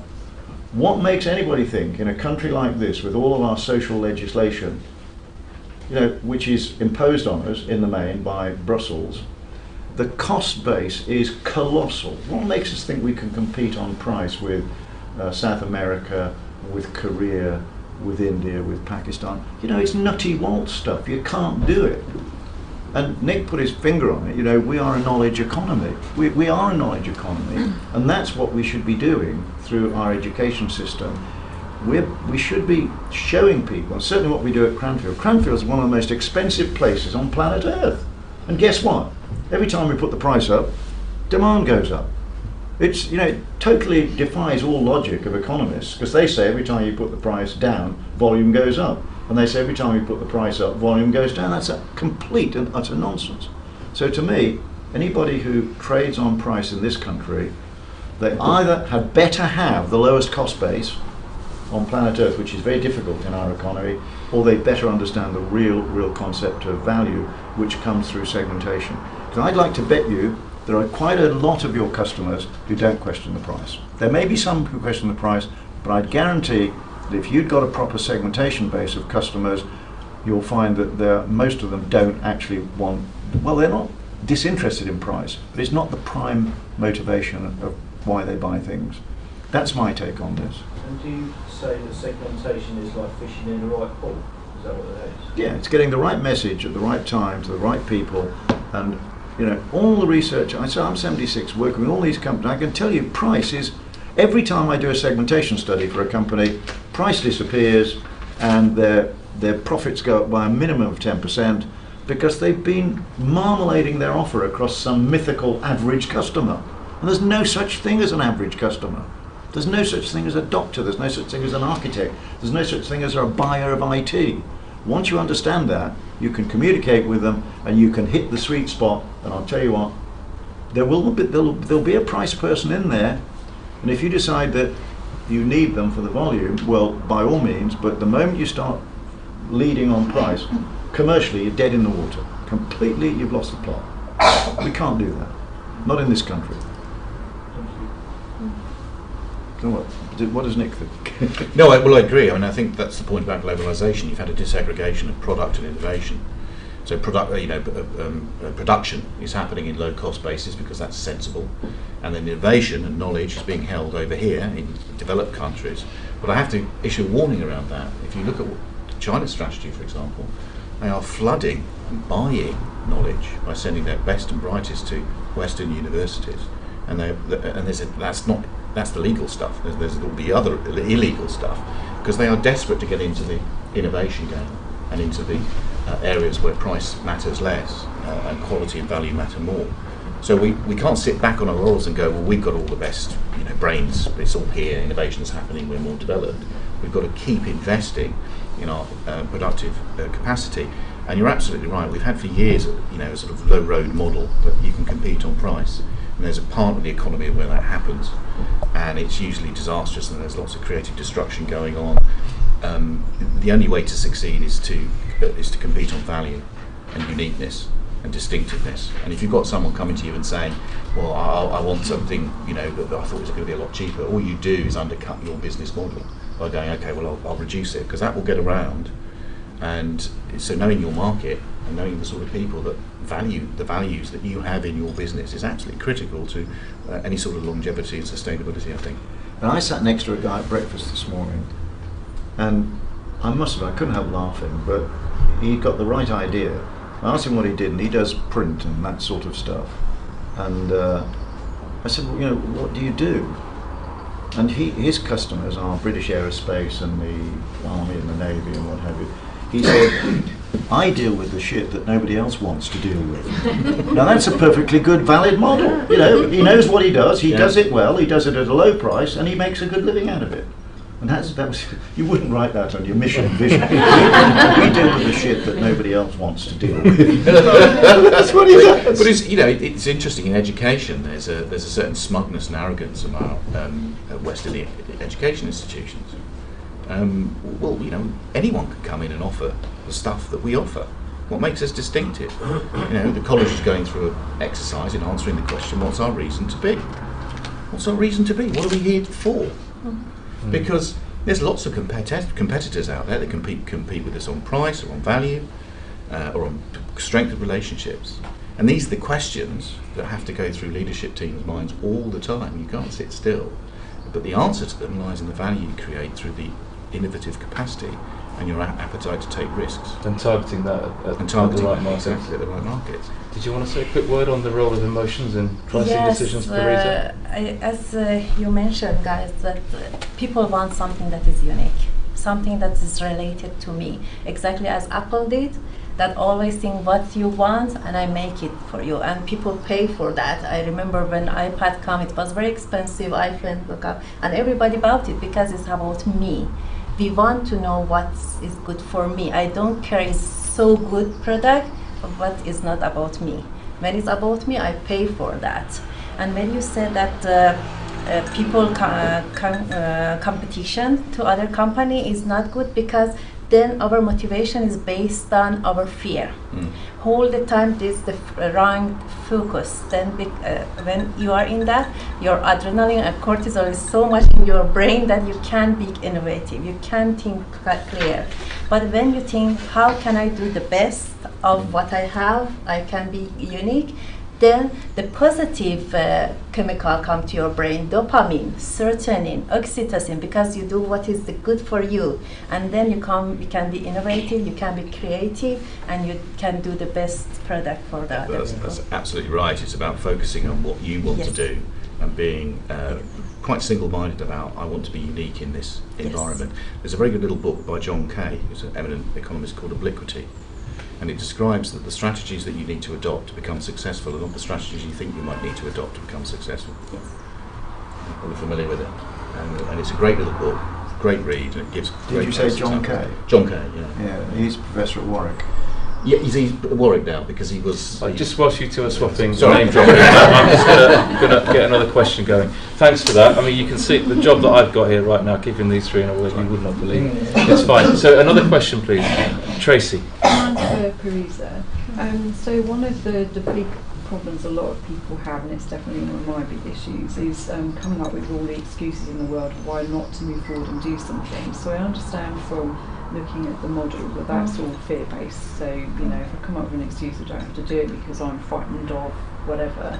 But what's the best way of getting over that and getting over yourself so that you're then kind of fully functioning with all of your brain working rather than just your amygdala? So I get the, you know, the 5 breaths in the morning, but She wants more, Parisa. So just in case you didn't hear the question, so Tracy's asking about the natural tendency that we all have, and that it's very well developed in Tracy, I know, to make excuses that hold yourself back.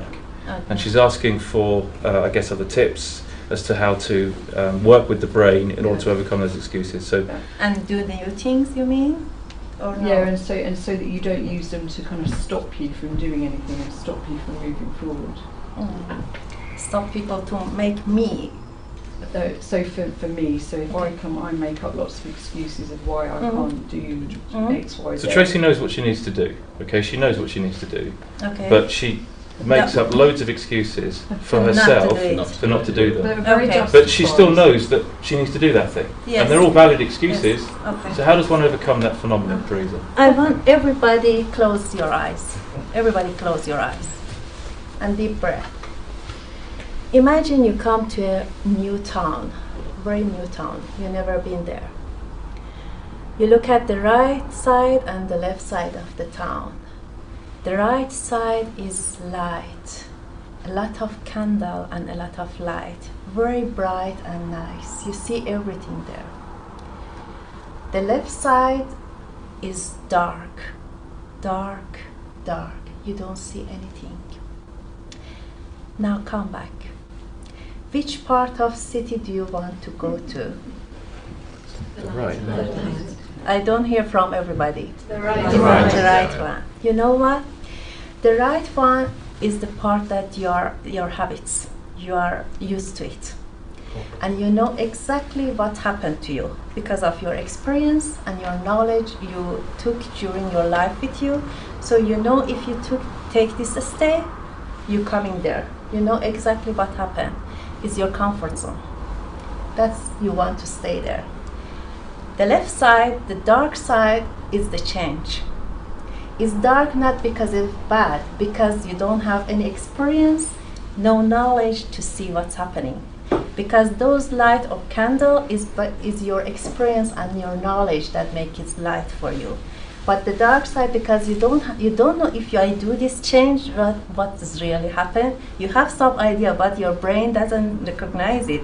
You are not comfort with that, so it becomes dark. That because you are afraid of something that you feel dangerous, dark. You don't want to go there.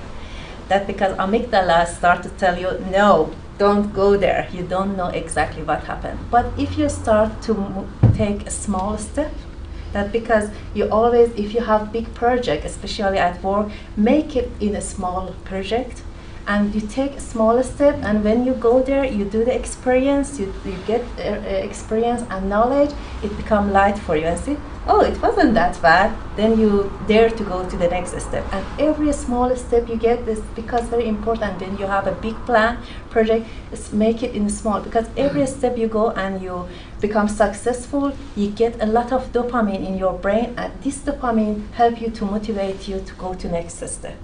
You need this dopamine for motivate you to go. People believe that when you finish the project you get dopamine because yes, I done it. No, you need dopamine to start to go. And this small step you take and you're successful, you get dopamine, and this dopamine help you to go to the next step. So if you want to do. Nick wants to add something, I think. Well, it's why elite sports do so much work with visualization, because what they do is work on imagining success. And by imagining success, you build some of the pathways Chris was talking about. What I often try and work with colleagues is to take personal experiences of going into the dark side, where success has been, and then take that feeling into what they're trying to do in work. This is why it's important that the sort of framing, the framework that we create for ourselves in the workplace actually goes with the grain of having to do this stuff, rather than what too many workplaces have, which is this machine idea. Because it cuts down on that process of visualization, of imagining, of Dennis the Menace cultures. it's all of those types of things. Okay, good.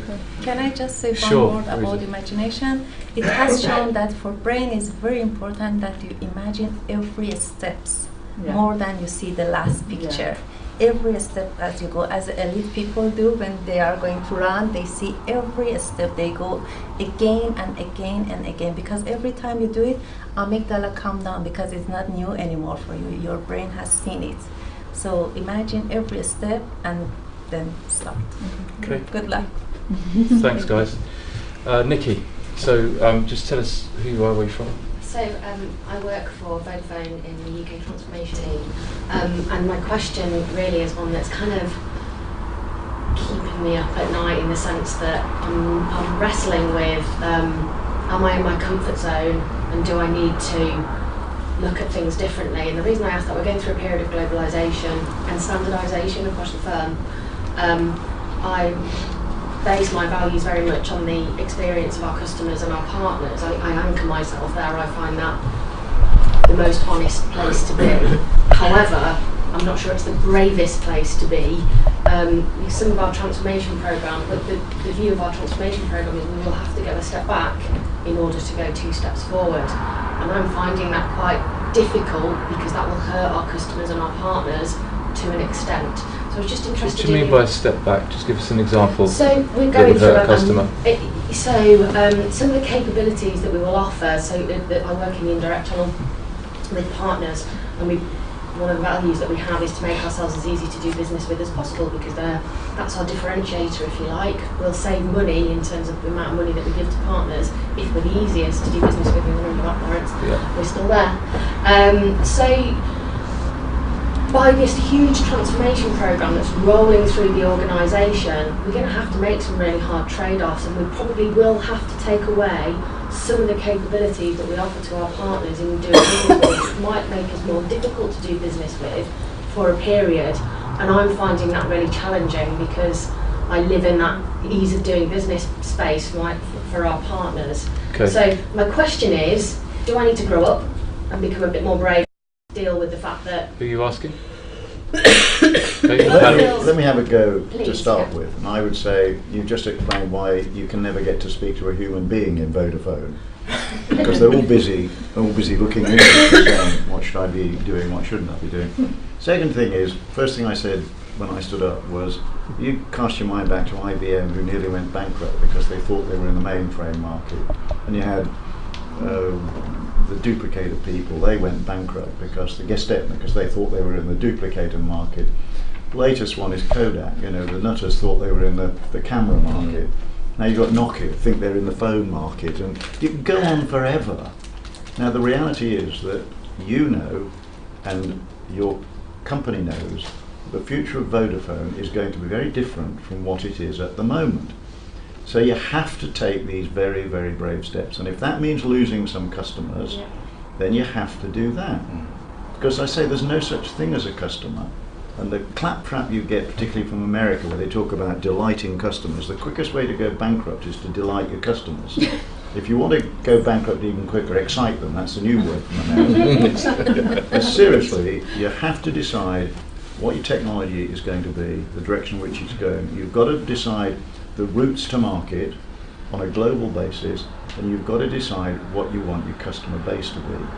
And these are very, very tough decisions for all these organisations, particularly in the education sector. Very, very tough decisions. But you have to face them. And I'd rather you were part of the team of Vodafone than worrying yourself sick about customers who probably couldn't give a toss about you. That's my view. That helps me. I mean, it suggests that the more sort of brave decisions that are being taken at our senior leadership level are probably the right ones actually, and we just need to, you know, us at the sort of lower down the pecking order, just need to man up to that. And Yeah, get through that I think there's a duty of care though from those leaders making those brave decisions to help you deal with the kind of moral dilemmas that occur when, you know, somebody like you who really cares about her job and about her customers, and I've seen it with my own eyes, Nikki is just so passionate about these business partners. When someone like you finds yourself thinking, you know, should I be worrying? What should I do? Should I man up? And you're doing all that in silence on your own. That's not healthy. And you'll have all your colleagues. In similar doubt. Yeah. So, I mean, respect for your leaders for taking the brave step. Yeah. But I think there's probably more they can do to help you all take that step together, kind of shoulder to shoulder.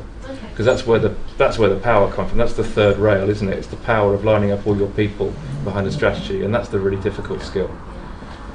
Okay, I'm going to just... Am I allowed to ask a question of you and Parisa? Just a quick question. Yeah, can we leave that for the finale? Okay. Or is it related to Nikki's question? Well, no, it's about... He's going to ask it. I'm just going to get one more. Just get me one more question from the floor, because it's midday. I'm going to close it up in about 5 minutes. We can look forward to Malcolm's finale question. Yes, is it Nick? Yeah. Nick. Given the fact that the saboteur has lots of weapons on his belt, if you're trying to address him, which is the most dangerous weapon that you would address first? Should I take that one first? Whatever your personal strongest strength is the answer. Okay. That's the most. This is. We design your own belt for you. You get to design your own belt. It's like playing a video game. Seriously, these guys know they've been subjected to it. Asa and Tracy here, and John. Well, these guys are nodding vigorously. John's swinging vigorously. You design your own ammo belt as part of this process. No, more than that. Your colleagues help you choose your ammunition because you haven't got a clue. Okay, about what your misfiring strengths are. Forgive me, but nobody is that self-aware. So with your colleagues, and you load the thing up. It's like playing a video game, and then you're able to survey, you know, the damage that you can create. But the answer to your question, Nick, is whatever your strongest strength is. That's the most dangerous weapon that's on there. Okay. Shows up in the wrong way, misfires, boom, damage, carnage. One more question, Stella. Hi, I'm Stella from Illuminis, and unlike the lady sitting behind me, we're a minnow. My business partner and I have what we believe, and our customers who have it believe, is a wonderfully powerful business reporting tool that transforms. Which tool? A business reporting tool that gives them information, critical business information about their business very fast. It replaces and is so much better than things like spreadsheets. I talk to an awful lot of manufacturing and distribution MDs, but when I tell them about this and they admit that they spend lots of time doing spreadsheets, or within their company they do, they say, well, isn't that a problem? No, they don't want to hear. It's in part, it's what Lawrence has said, it's about change. They'll say, well, what will happen to Mabel in accounts? She's always done our spreadsheets then. What will I do with Mabel? You know? It's as if they really don't want. At a price point, there's nothing, we have no competition, which we thought was great, but actually it isn't, because we want somebody that's huge to come into the market that has got the money that we don't have to actually pave the way. Market to pave the way. You answered in part, Professor, the fact that we've not segmented perhaps enough, but I don't know, what else do you do when you know you have, and our customers that we do have think it's fantastic, a great product in a new market area. We're small, we don't have the money to spend on marketing and advertising, huge amounts of advertising and promotion. How do we get that out there? How do we affect that change in companies so that they at least have a little... Go for it, Malcolm. Well, why do 85% of new products fail all over the world when they're launched? Because the loonies who launch them, they go that's to everybody that... Now, seriously. Absolutely. But why? I mean, think of the money. 85%. You see the research if you want, but 85% of them fail. Now, you know, the most basic level of education about management, where you think about the diffusion of innovation curve, and you know, this, we've known this since 1962. where when you launch something, you will get the innovators. You'll get, these are the nutters who buy anything that's new. You ignore them, and you get the opinion leaders who are the Joneses. This is reference theory, and you know, if you don't know who the Joneses are in your industry, it's a form of segmentation. But once you know who the Joneses are, and you can find them from previous products that you've launched, and find, you know, profile them, look for more of them. But once you get about 8 or 9% up that curve, bearing in mind there's 100% who could buy something, once you get up to about 8 or 9%, the rest are going to follow on, because the Smiths will, they follow the Joneses. And you know, I just get so cross when companies come up with something new and they just go like that. And I think there's 85% of the population isn't going to listen to it. They don't, you know, they're not in that frame of mind. You get the opinion leaders. I mean, that's the way I changed Cranfield. When I was deputy director, I got the opinion leaders in the school and I worked on them, and the rest followed suit. Now, this isn't new. I mean, how long's this been around? You know, it's been around for, well, since at least 1962, and you know, I helped some big companies launch new products. And when I explain this to them, they say, "Oh yes." I say, "Well, you know, if you've all launched new products over the past, whatever, 10, 15 years, find out who bought them first, profile them, look for, if you're not sure, if you've got a sales force, ask the sales force. Once you explain, they say, oh yes. And then you can start getting a database. And as I say, I guarantee once you get at 8 or 9%, you can open the champagne bottles, the rest is going to happen. Trust me, I'm a doctor. Thank you, Doctor. Teresa, did you want to answer to that? Because I think, Stella didn't say it, but it sounded like you were asking a question about how do I convince people to buy a new product that makes them fearful. Because I got the impression when you were describing that sales conversation that this thing is so new, it's threatening because of Mabel. Is that fair? Yes, in part it's true, yes. In effect it isn't new. A lot of bigger companies No, but it makes them, then they respond to it like it's new and therefore yes, fearful. Yes, you're quite right. Yeah, it can be take them out of their comfort Yes. zone. I know what I'm doing with spreadsheets. Yes, done it for years, exactly. Any neurological advice you'd like to sprinkle on that one, Teresa? I can't come to something right now. If I come, I will tell you later. Thank you. It's, as you said, it's about the fear, and we know everybody, amygdala. And again, people feel safe if you give information. What make amygdala calm? Information and clear. Clear, very obvious information. Not fluffy that people doesn't understand. Oh, that's very great. They don't want it. Clear, simple information help amygdala come down, because you know, it's about this. But when it becomes so much fancy word and difficult, people feel. I mean, it's almost like I can tell you. You remind me of times I've been trying to sell new things, and it's almost like you're the seller. You're kind of enthused by the newness and the novelty. But that's just going to scare them, the whole newness thing and novelty thing. So you put yourself in their shoes, make it seem normal. And you know, I've helped create stuff where it was so great that I didn't want anybody to put it in a box and say, oh, it's a bit like that, isn't it? Yeah, that thing that you've just invented, it's a bit like this. I'm going to clap. No, my thing is not for classification. I'm sorry, it's unique. And in the meantime, there's, you know, bad chemicals running around the system. I've just scared them. This thing is new. It's freaking me out. My advice would be work harder on your story. Yes. Because if you take the analogy with a Hollywood film, it takes roughly 7 years from a final script to getting one of those things made. And the reason, and then there'll probably be 3 or 4 years worth of development before that final script, and it will be seen by possibly up to 100 different eyes, because they need to do that to build the story, to make it credible, to have a product that people will want to buy. And the danger with that, I guess, as you can see, you know, stuff that's designed by committee is always, you know, a dog's dinner. But if you've got your handle on, take you back to the beginning, handle on your sage voice, handle on your saboteur voice, then you can take any opinion and you can deal with it in the right way. The stuff that's born from committee is because the person carrying the project through the committee just isn't strong enough. to be able to, listen to the good stuff and reject the bad stuff and have the courage of their convictions fundamentally. So I'm going to conclude, because I don't want to run their pleasure.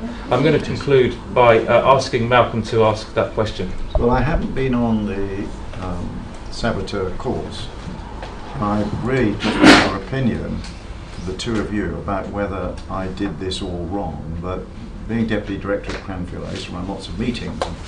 There was one guy who thought a lot of himself, and at a meeting he lost his temper. And he started bawling and shouting. And when he'd finished, I said, okay, I said, can we just set the rules for this meeting? I said, it clearly is in order to lose your temper and rant and rave.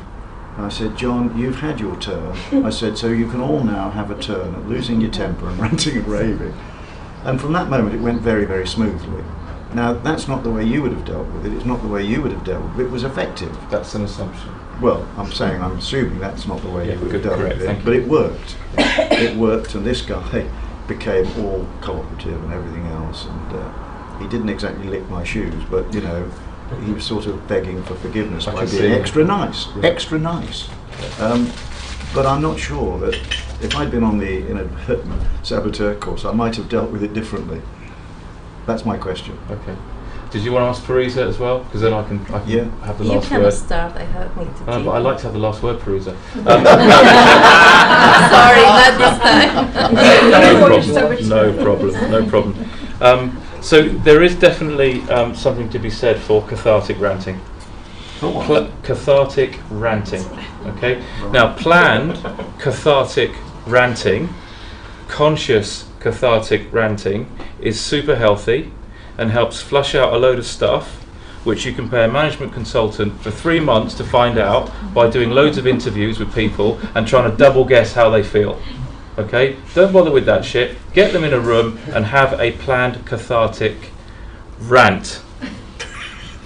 Okay? So, stroke of genius, mate. Now, when you've opened that playing field, it's much easier to do the saboteur thing, which allows you to hold that freedom in place. You create the sense of freedom, the ability to, speak your mind. As I explained earlier, it's the second layer up from trust on the way to taking control of your results. Yeah. So what isn't good is unplanned cathartic ranting, because as Parisa said earlier, you might think you're right when you're having an unplanned, spontaneous rant. You might think you're justified. Everybody else just thinks you're a mouthy git. Okay. Does that help? Well, I shall sleep well in my bed tonight knowing I'm a mouthy git. It wasn't exactly what I said, Malcolm, but I'm a mouthy old git. Parisa, did you... I thought, what would I do if I was you?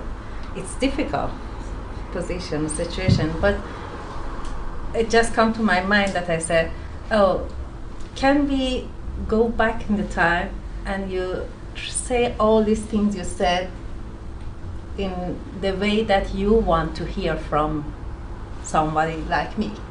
How you would tell me, how you want that I tell you this message that you want to tell me, and let he shift the focus and see how he want to receive this information. Yeah. I would say that. Yeah. Yes, it's just probably best not to do it in the moment, isn't it? Because once somebody is ranting, I guess the chemicals are flowing for a few hours afterwards, aren't they? So it's so difficult to sort of, do what Parisa says and approach somebody at a rational level in that moment when the angry genie is out of the bottle. And I do find myself, these days, I do find myself saying things like, let's stop this conversation. We're in a meeting and I'll just say, let's stop this conversation. And I know how precious time is, by the way, and how difficult it is to get people together, but sometimes it's best just not to go there. It's a false economy to say, well, let's do it now because it's so difficult to get these people together, and then you just create more mayhem by trying to deal with somebody whose brain is flooded with bad chemicals. I'm really going to have to stop it there. I'm so sorry. I know I've seen a couple more sort of hands going up. I'd just like to finish off by saying, again, thank you. Okay. How lucky am I to be surrounded by people like you? Thank you. I would just like to say again to all of you who've sat here for nearly 2 hours in what has been quite a hot room. Thank you for coming. I really appreciate it. Once again, to the wonderful group of people who work with me in Glorious Day, Vlad, Jen, Spence, Lynn, that's everybody who's here who works for Glorious Day. Thank you.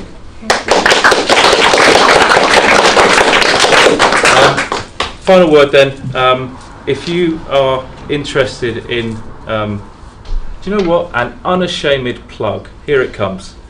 Okay, if you guys are interested in accessing this wisdom in a packaged form, then the process, the inadvertent saboteur commercial breakthrough process, is built on this wisdom. Okay, and what the inadvertent saboteur does, because that approach, which is the first thing you do, it separates out you from your saboteur. It actually allows you to adopt the new thinking, the kind of thinking that these guys bring, because everything they said today didn't just make perfect sense. Most of it was highly insightful, but people who are still at one with their saboteur inside do not know how to adopt new things. So what the saboteur does is he gives you the ability to adopt and adapt, which is the key skill. If you listen to everything that Nick's talking about, the key skill that a business can have nowadays is the ability to adapt. But in order to adapt, you need to adopt new things. There's some wonderful new things here for you to adopt, and the removal of the saboteur will help you do that. Otherwise, it's just like reading a book. You know that thing, you buy a great book, you read it, it's got the answer, probably one of Malcolm's books. You rush to work on a Monday morning, you stand on a chair and you go, "Hey everybody, I've got the answer, it's in here!" And everybody's like, "Shut up, Lawrence, I'm busy." Okay? It's possible to have the answer and for it not to go anywhere.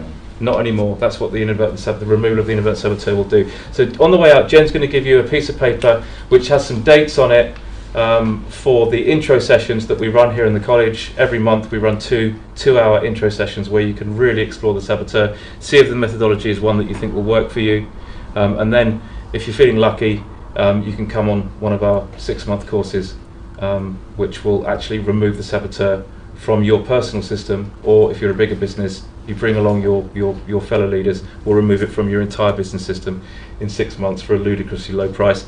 And the college keep half the proceeds, because this is very, very much the partnership component of this is very, very important to me. There's some other gubbins on there as well. I hope to see you all again at the next one. There will be more of these. Next time, please come again and bring your friends as well. But thank you so much for coming and listening. Thank you.